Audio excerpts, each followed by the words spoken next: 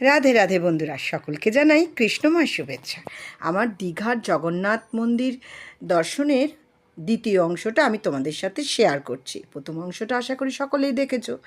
এখন বাজে সন্ধ্যে 7:30। আমরা পৌঁছে গেছি দীঘার জগন্নাথ মন্দিরে। সামনের রাস্তা দিয়ে আমরা হেঁটে চলেছি। চারিদিক আলোয় আলোকিত, বোঝাবার উপায় নেই যে এখন 7:30 বাজে, কারণ সমস্ত মানুষ মনে হচ্ছে যেন এখানেই জড়ো হয়েছে। আর জড়ো হবে নাই বা কেন? এত সুন্দর একটা জিনিস, সকলের ভগবান যেখানে রয়েছেন, তো সেখানে ভক্তদের অবশ্যই পৌঁছিয়ে যেতে হয় বা আমরা পৌঁছিয়ে যাই। তো হেঁটে চলেছি রেলিং ধরে, যেখান দিয়ে প্রবেশ পথের সেখান দিয়ে ঢুকে পড়েছি প্রবেশ পথে। মোবাইল নিয়ে মোটেই যেতে দিচ্ছিল না, কোনো ছবি তুলতে দিচ্ছিল না।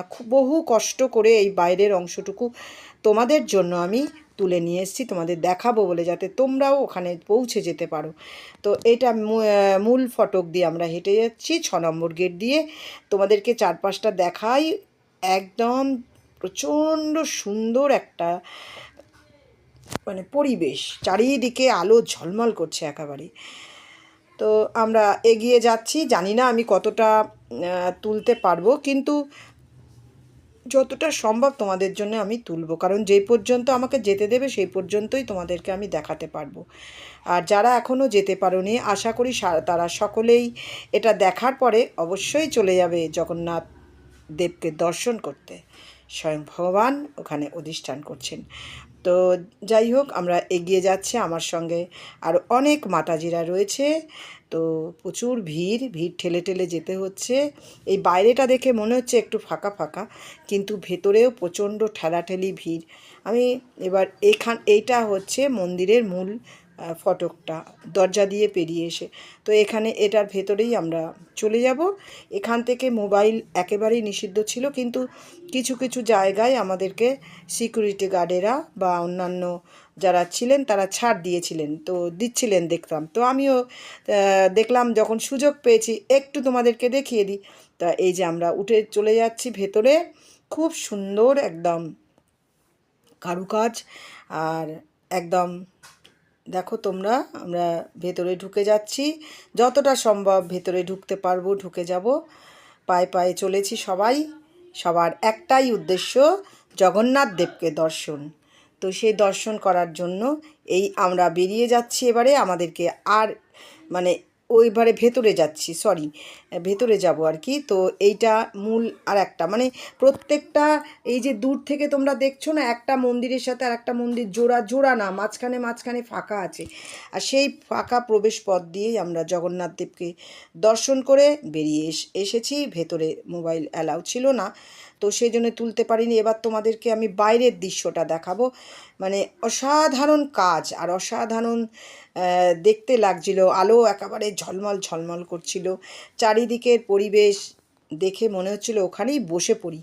তো বসতে পারলাম না, কারণ রাত অনেকটা হয়ে গেছিলো, 8:30 বেজে গিয়েছিলো। চারিদিক ঘুরে ঘুরে তবু তোমাদের জন্য যতটুকু সম্ভব আমি একটুখানি ক্যামেরাবন্দি করেছি, তো সেটাই তোমাদেরকে এবার দেখাবো। এই চারিদিকটা আমরা ঘুরে ঘুরে দেখছি। এখানে বিমলা দেবী আছেন, এখানে যেখানে জগন্নাথ দেব সেখানে বিমলা দেবী থাকবেন। এবার বাইরে এসে তোমাদের এই যে দেখাচ্ছি, প্রত্যেকটা মন্দিরের সাথে একটা ফাঁকা ফাঁকা আছে। আর ওই মূল ওই জায়গা দিয়ে একদম শেষে ওখান দিয়ে ঢুকেছিলাম।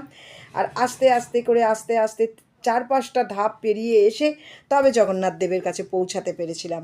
তো এইবারে চারিদিকটা আর একবার তোমাদেরকে দেখাবো। অনেকক্ষণ ধরে এখানে ঘোরাঘুরি করেছিলাম, তারপর আমরা বাইরের পথ ধরেছিলাম এবং মাঝখানে হারিয়েও গেছিলাম যে কোন রাস্তাটা দিয়ে বেরোবো, কিছুতে খুঁজে পাচ্ছিলাম না।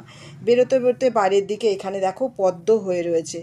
আমি রাত্রেবেলা তো ঠিকভাবে তোলা যাচ্ছিল না, কিন্তু তবু তোমাদেরকে একটু আমি জুম করে দেখাবো যে সাদা সাদা পদ্ম এখানে ফুটে রয়েছে। দারুণ দেখতে এখানটা লাগছিল, তোমাদেরকে বোঝাতে পারবো না।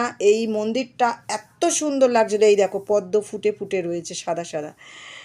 তো অনেকটা সময় এখানে কাটিয়েছিলাম, কাটিয়ে মন খুব আনন্দে ভরে গেছিলো।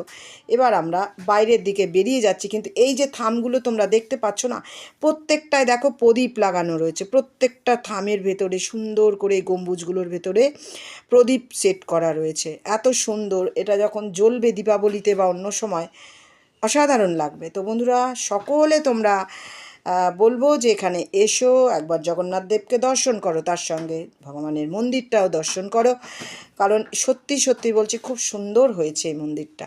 আজকে আমার ভিডিওটা এই পর্যন্ত। সকলে ভালো থেকো। রাধে রাধে।